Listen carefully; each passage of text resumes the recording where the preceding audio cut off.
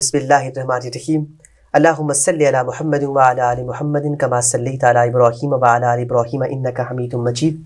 अल्लाहुम्मा बारिक अला मुहम्मदिन व अला आलि मुहम्मदिन कमा बारकता अला इब्राहीम व अला आलि इब्राहीम इन्नका हमीदुम मजीद।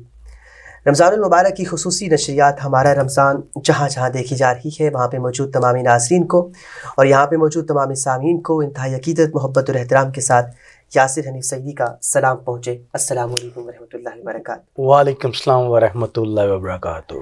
नाज़िर-ए-किराम, रसूल अकरम सल्लल्लाहु अलैहि वसल्लम ने इरशाद फरमाया, मैं और यतीम की परवरिश करने वाला जन्नत में इस तरह करीब करीब होंगे कि आप अलैहिस्सलातु वस्सलाम ने अपनी 2 उंगलियों यानी अंगुश्त शहादत और दरमियानी उंगलियों से इशारा फरमाया।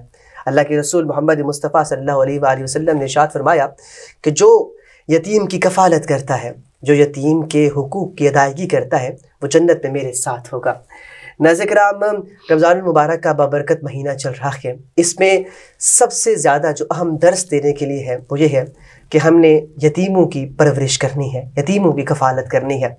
ज़िंदगी में किसी पे भी बुरा वक्त आ सकता है, मेरा रब किसी के भी वालिदैन का साया सर से ले सकता है, छीन सकता है, लेकिन इसलिए अल्लाह ताला ने हम पे ये हुकूक फ़र्ज़ किए हैं कि हमने उन हुकूक की अदायगी करते हुए यतीमों की कफ़ालत करनी है।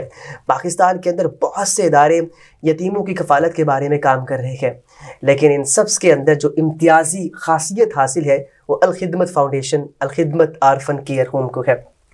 इस सब पे बात करने के लिए मेरे साथ मौजूद हैं अल-खिदमत फ़ाउंडेशन की तरफ से नायब सदर लाहौर हैं जनाब चौधरी मोहम्मद सलीम साहब। सर, बहुत शुक्रिया आपका तशरीफ़ लाने का। कैसे मिजाज है आपके? अल्हम्दुलिल्लाह, आपका बहुत बहुत शुक्रिया जासर भाई, आपने मुझे रमज़ानुल मुबारक में एक अहम सब्जेक्ट पे मदऊ किया, ख़ासकर आरफन बच्चों के हवाले से आपका बहुत बहुत शुक्रिया। बिल्कुल, एक ऐसा काम जिसके बारे में मेरे आका अलैहिस्सलातु वस्सलाम ने बड़ा खूबसूरत इरशाद फरमाया कि यतीम की कफ़ालत करने वाला जन्नत में मेरे साथ होगा, तो आप वो काम कर रहे हैं। सबसे पहले तो मुझे ये बताइएगा, अल-खिदमत फ़ाउंडेशन की बेपनाह प्रोजेक्ट्स हैं, यतीम की कफ़ालत करने का ये ख्याल कैसे पैदा हुआ? अल्हम्दुलिल्लाह जी, हमसे अल्लाह ताला काम ले रहा है, इसमें हमारा कोई कमाल नहीं है। जब अल-खिदमत ने देखा पहले ज़लज़ले में, जब पाकिस्तान में बहुत शदीद ज़लज़ला 2005 में आया, ठीक है, तो बहुत सारे बच्चे आज़ाद कश्मीर के और मुख्तलिफ एरिए के जिनके वालिदैन की डेथ हो गई थी तो लावारिस थे, बेसहारा थे।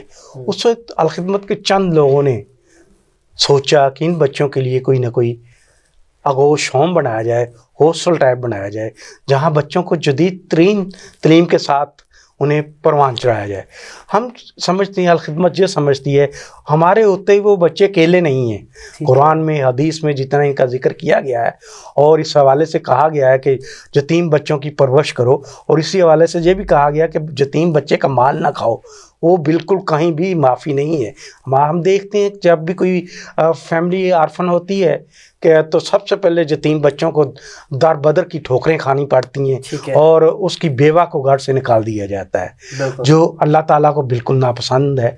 इसी हवाले से हमने सोचते हुए पहला आगोश होम बनाया, जहाँ पे बच्चों को रहायश, उनका मेडिकल चेकअप, उनके लिए बेहतरीन क्लासरूम, ड्राइंग रूम, वहीं पे हमने लैब कंप्यूटर सिस्टम आईजी की और मुख्तलिफ चीज़ें। अल्हम्दुलिल्लाह वो हमारा अटक में कैम हुआ, अपना मरी में कैम हुआ, और इस वक्त कहीं भी किसी भी कैडेट स्कूल से नीचे उसका म्यार नहीं है। और बच्चों को ख्वाहिश होती है, आरफन बच्चों की, कि वहाँ में एडमिशन मिले। वहाँ का मेरिट भी बहुत सख्त है, लेकिन हमारी कोशिश होती है जो बच्चे वहाँ हों। इस वक्त अल्हम्दुलिल्लाह हमारे 22 आगोश होम हैं और कुछ 8 के करीब अभी डेवलप हो रहे हैं, ज़ेरे तमीर हैं, और जल्दी हो जाएंगे। इसके अलावा हमारा एक और प्रोग्राम फैमिली स्पोर्ट्स प्रोग्राम है, ठीक है, जिसमें बच्चों को हम माँ के साथ रखते हैं। अच्छा, वो माओं के साथ रहते हैं और उन माओं की इससे नफ्स का ख्याल रखते हुए हम मंथली स्कॉलरशिप जो बच्चों को दे रहते हैं वो उनकी माओं के अकाउंट में चला जाता है। मंथली बच्चों की स्कूल की हम चेकअप करते हैं, उनकी रिपोर्ट्स देखते हैं। बच्चा कमज़ोर हो तो उसकी एजुकेशन का अलहदा इंतज़ाम करते हैं। इस तरह माओं की हेल्थ को भी हम मेंटली चेक कर रहे होते हैं कि खुदा ना खास्ता कोई प्रॉब्लम तो नहीं हो रही। बहुत ही खूबसूरत बात आपने की कि अगर बच्चों के अंदर एहसास कमतरी ना हो, इसलिए माओं को भी साथ रखा जाता है। अच्छा, इस वक्त कितने ऑर्फन केयर होम पाकिस्तान के अंदर अलखिदमत की तरफ से काम कर रहे हैं? जी अल्हम्दुलिल्लाह, इस वक्त जो आगोश होम है हमारे वो 22 के करीब हैं, लेकिन हम पाकिस्तान में 32,000 से ज़्यादा आर्फन फैमिलियों को, बच्चों को कफ़ालत कर रहे हैं अल्हम्दुलिल्लाह। पाकिस्तान में एक सर्वे के मुताबिक 48 लाख 4.8 मिलियन आर्फन बच्चे मौजूद हैं, जबकि मुख्तलिफ NGO जिसमें कोई 28 के करीब NGO नुमाइंदा तंजीमें मौजूद हैं, उन मिल के कोई 70,000 के करीब हम बच्चों की कफ़ालत कर रहे हैं।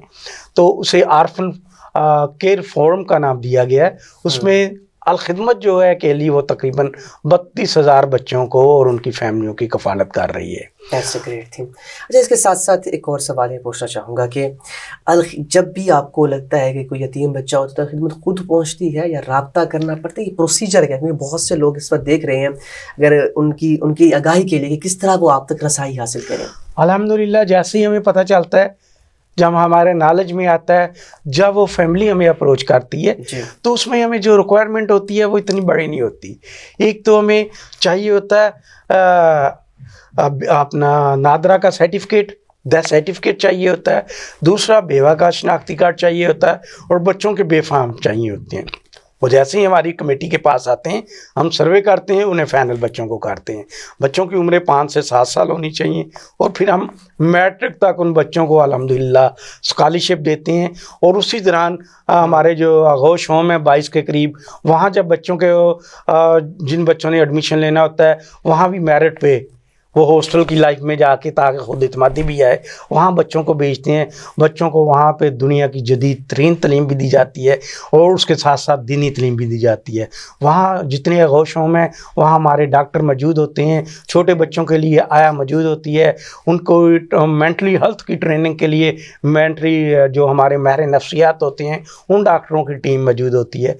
इस तरह हम बेवा फैमिलियों की मंथली, क्वार्टरली बच्चों को हम बुलाते हैं, माओं को बुलाते हैं, उनके मुख्तलिफ सेशन रखते हैं, डॉक्टरों की टीमों के साथ भी रखते हैं। बच्चों की तमाम हेल्थ स्क्रीनिंग हो रही होती है, ताकि बच्चों में खुदा ना खास्ता कोई प्रॉब्लम तो नहीं। इस तरह हम देखते हैं एनुअल पाकिस्तान का सबसे बड़ा मेडिकल चेकअप शेख जायद में होता है, जहाँ से कोई तकरीबन 12,000 से ज़्यादा फैमिलियाँ मौजूद होती हैं। वहाँ पे हम मुख्तलिफ स्टॉल लगाए होते हैं, बच्चों की मुख्तलिफ हेल्थ के स्पोर्ट्स की गेमें हो रही होती हैं, ताकि बच्चे दिलचस्पी से आएँ। साथ पाकिस्तान के भर के नुमाइंदा डॉक्टरों की टीमें उन बच्चों को चेकअप कर रही होती हैं, जो प्रॉब्लम हो उसी टाइम बच्चों का मसले हल किए जाते हैं।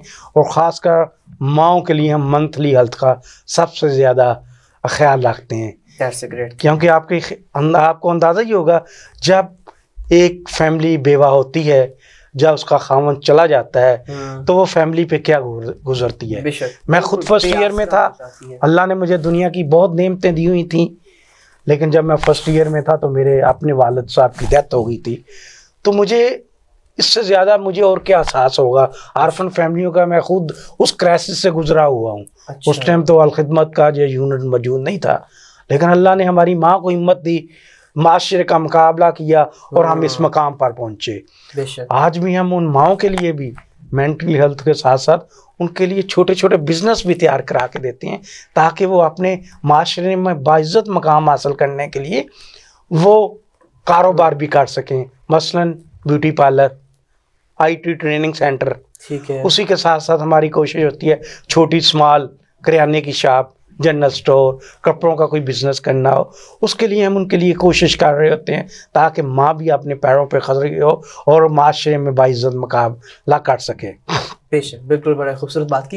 अच्छा, मैं पढ़ रहा था कि आप यौम यतामा भी मनाते हैं, इसके हवाले से बताइएगा। जी अल्हम्दुलिल्लाह, 15 रमज़ान को पूरी दुनिया में यौम यतामा मनाया जाता है। OIC ने 2015 में ये फैसला किया कि आलमी सतह पे जितने मुसलमान ममालिक हैं तो यौम यतामा के तौर पर ये दिन मनाएं। उसी दौरान अलखिदमत ने एक आर्फन केयर फोरम, मुख्तलिफ NGO जितनी हैं, हमारा आपस में कोई कंपटीशन नहीं, जो भी अल्लाह की रज़ा के लिए ये काम कर रहे हैं हम सब एक हैं, उनके साथ मिलके हमने ये फोरम बनाया। ठीक है। और उस टाइम सबसे पहले हमने गवर्नमेंट को भी अप्रोच करना शुरू किया और साथ ही लोगों में अवेयरनेस के लिए लोगों में भी काम करना शुरू किया। 2016 में अल्हम्दुलिल्लाह सेनेट ने जो बिल पास हुआ और मई 2018 में कौमी असम्बली में जो मतफ़क़ा तौर पर बिल पास हुआ कि 15 रमज़ान में पाकिस्तान में यौम यतामा मनाया जाया करेगा। इसकी तकरीब हर साल अवान सदर में भी 15 रमज़ान को होती है और हम भी 15 रमज़ान को जो दिन पाकिस्तान की सतह पर और आलमी जहाँ जहाँ मुसलमान दुनिया के बसते हैं उनके लिए भी करते हैं। अभी तो हम बहुत ही पीछे हैं, सिर्फ 70,000 बच्चे जिस तरह मैंने बताया उनकी हम कफ़ालत कर रही हैं तमाम तंजीमें, जिसमें 32,000 की हम कर रहे हैं। अभी बहुत ज़्यादा गैप है, उन बच्चों की तरफ हमें देखना होगा जो लोग ख़ासकर दर्द दिल रखते हैं। पाकिस्तान में चैरिटी के हवाले से दुनिया पर बहुत नुमाया मकाम है जो दर्द दिल रखते हैं। रमज़ान में वैसे भी 70 गुना नेकियों का दर्जा कर दिया जाता है, वो लोग आगे बढ़े, पहले भी उन्हीं के तामन से हम जो सारा कुछ कर रहे हैं। मैं इसी के बारे में बात कर रहा था। अगर कोई अल खिदमत को वहाँ पे डोनेशन करना चाहे, क्योंकि हमें पाकिस्तान से बाहर बहुत से लोग देते हैं, अमेरिका के अंदर हमारा जानते हैं हमारी मेन ऑडियंस है और अल्हम्दुलिल्लाह आपकी दुआओं से कल जो हमारे पास वहाँ से स्टैट्स मिले तकरीबन 4 करोड़ से ज़्यादा लोग हमें पर डे वहाँ पे देखते हैं। तो बहुत से ऐसे लोग हैं जो अल खिदमत के बारे में जानते भी हैं, वहाँ डोनेशन भी करना चाहते होंगे, क्या तरीक़ाकार है? डोनेशन के लिए हमारा अकाउंट मौजूद है अल खिदमत पाकिस्तान के नाम पे, पूरे अकाउंट मजान बैंक के लिए भी कुछ सेपरेट है जी। आप उसमें जब कोई भी डोनेशन आती है हमसे रब्ता करते हैं, अच्छा, लेटर ऑफ थैंक्स भेजते हैं और साथ पूछते हैं उन्हें जो किस मकसद के लिए है, क्योंकि हमारे 7-8 प्रोजेक्ट हैं तो उसके हवाले से हम पूछते हैं तो वो खुद बताते हैं कि जी आर्फन केयर के लिए है। अच्छा, जिस सब्जेक्ट के लिए जी होगी उसी हवाले से हम तकसीम करते हैं। इसके अलावा हम रमज़ान उन बच्चों के लिए ईद के त्योहारों पे उन्हें अकेला नहीं छोड़ते, क्योंकि हम उन बच्चों के लिए हम उनकी फैमिली हैं। इसलिए हमारा स्लोगन है कि वो हमारे उतने अकेले नहीं हैं, कि अब हम उनकी कफ़ालत ही नहीं हमारी ज़िम्मेदारी है उनकी गमी खुशी में शामिल होना और हर तरह उनका ख्याल रखना। ईद के त्यौहार पे पाकिस्तान में लाहौर में सबसे बड़ा डिनर अफ्तार डिनर UMT में हम करते हैं इन बच्चों का, जहाँ हज़ारों फैमिलियाँ आती हैं और ईद की खुशियों में उन बच्चों को शामिल करते हैं। बड़ी खूबसूरत चीज़। जैसे इसके साथ साथ एक और सवाल भी मैं आपसे पूछना चाहूँगा, वो भी अल खिदमत फाउंडेशन के हवाले से ही है। जितने बच्चे, मैं सबसे पहले तो आपको बड़ा कंग्रेचुलेट करना चाहूँगा, बनो काबिल जो प्रोग्राम आपने किया है बड़े शानदार तरीके से हुए। वहाँ पे यतीम बच्चों को भी आप जो आपके पास हैं उनको भी आप लेके जाते हैं? जी, पहले मैं आपको जी बताना पसंद करूँगा जी ख्याल हमारे ज़हन में कैसे है। हाँ बिल्कुल, ज़रूरी ज़रूरी।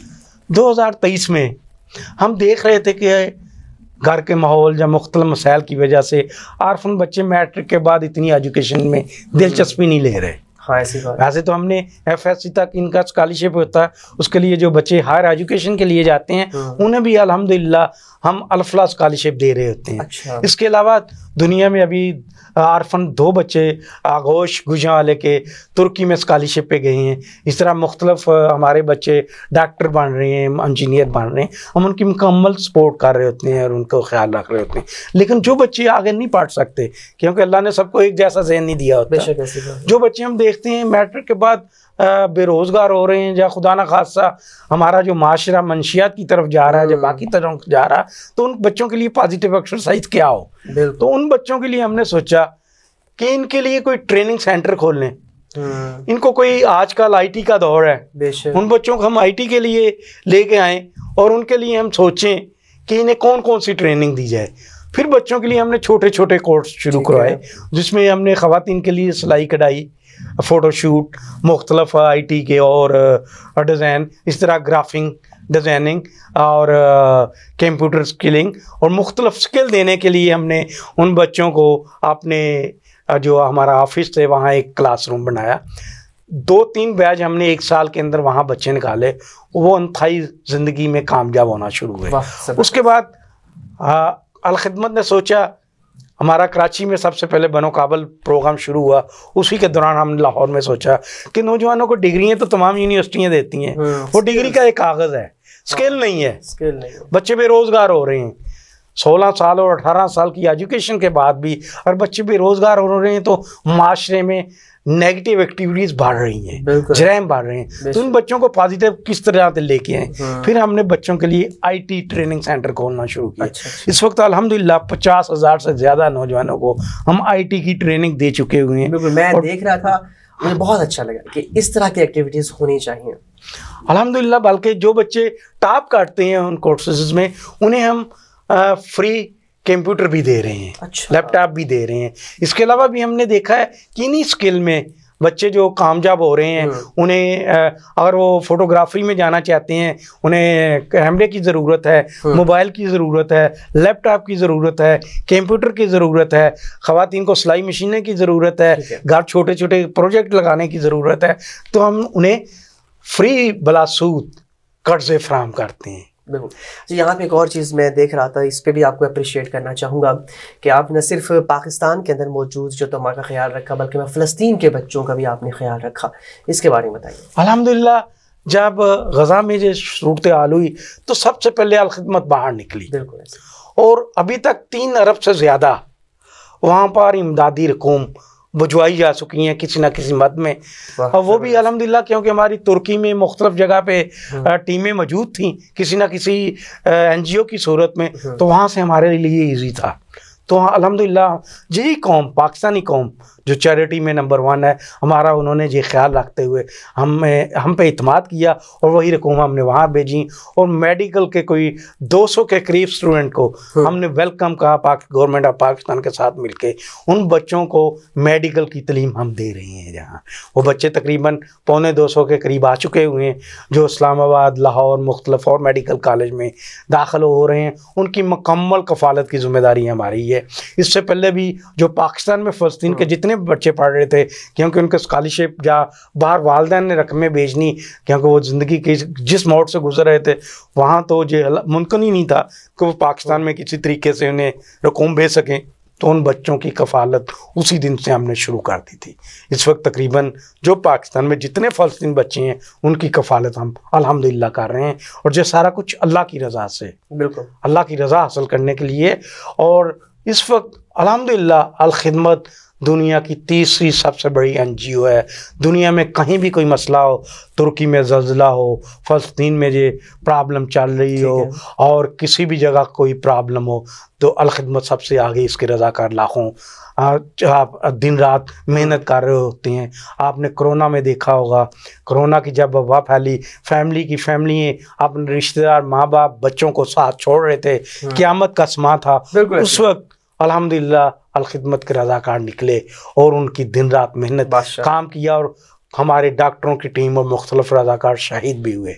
आपने फ्लड में देखा कि हमारी गवर्नमेंट की तरफ से वो सपोर्ट नहीं जा रही थी, लेकिन अल्हम्दुलिल्लाह सबसे पहले हमारे रज़ाकारी फ्लड में पहुँचे और 10,000 से मुख्तलिफ फैमिलियों को घर बना के दिए। 10 अरब रुपया उस दौरान हमने तकसीम किया वहाँ पे, उनके इमदादी काम किए। और अभी 10 अरब के करीब हमारे पाइपलाइन में है कि उन्हें हमने घर बना के देने हैं। जो किसान हैं उन्हें फसलें लगा के देनी है, ताकि वो बाद में दोबारा माशरे में बाइज़्ज़त मकाम हासिल कर सकें। बहुत ही अच्छी बात है। और रमज़ान मुबारक की बाबरकत साथ ही, और इसमें तो मुझे लगता है कि ऐसे अमाल करने चाहिए, न सिर्फ इबादत बल्कि अल्लाह ताला कहता है इबादत के साथ साथ हुकूक की अदायगी भी ज़रूरी है। बहुत से लोग हमारे यहाँ ऐसे मौजूद होते हैं जिनको हमारी इमदाद की ज़रूरत होती है। हमने ऑर्फन केयर्स की बात की, इसके अलावा अल खिदमत फाउंडेशन, मैं देखता हूँ अफ्तार डिनर्स भी हो रहे होते हैं।